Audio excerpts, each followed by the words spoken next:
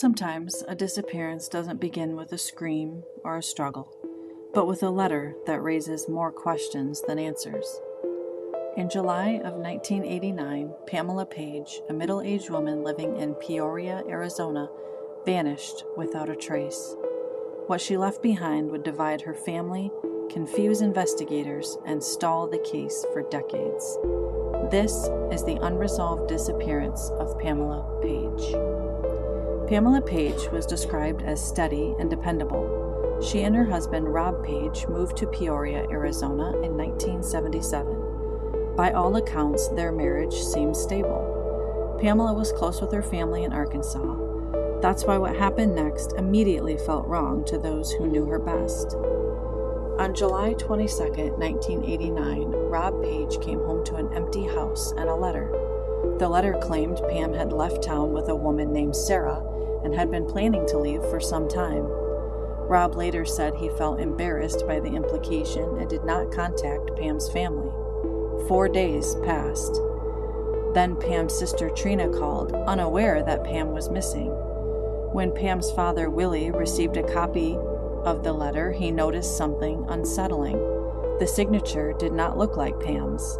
He had letters and birthday cards and other handwriting samples. The signature didn't match.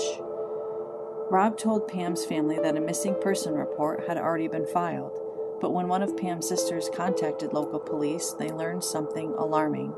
No report had ever been made.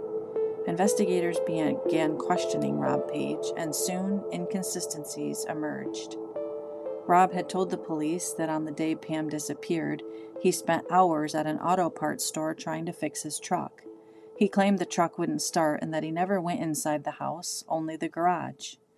Later, he said he found the letter and discovered $60,000 in cash missing from the family business safe. He also claimed Pam left her Corvette at a local donut shop, but employees at the auto parts store didn't remember Rob or his distinctive truck being there for hours. 3 weeks later, the Arizona State Crime Lab confirmed the signature on the letter was almost certainly not Pam's. When confronted, Rob initially denied it. Then he admitted something stunning. He had signed the letter himself. Rob's story had changed. Now, he said he found a draft letter on the family computer days earlier, one Pam supposedly wrote about leaving him. He claimed he added 4 sentences, printed it, and signed her name. He said he staged the scene because no one would believe him otherwise. Rob refused multiple polygraph exams. Despite inconsistencies, police found no physical evidence linking him to a crime, so no charges were ever filed. As a last effort, Pam's sister consulted a psychic who claimed to see Pam killed in her home and buried elsewhere. A reporter followed the details and found locations that appeared to match the psychic's description, including a street named Coolidge.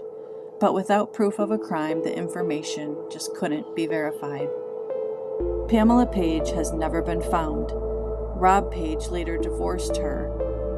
Police say he is no longer a suspect, and yet no one knows if Pam chose to disappear or if something far darker happened behind closed doors.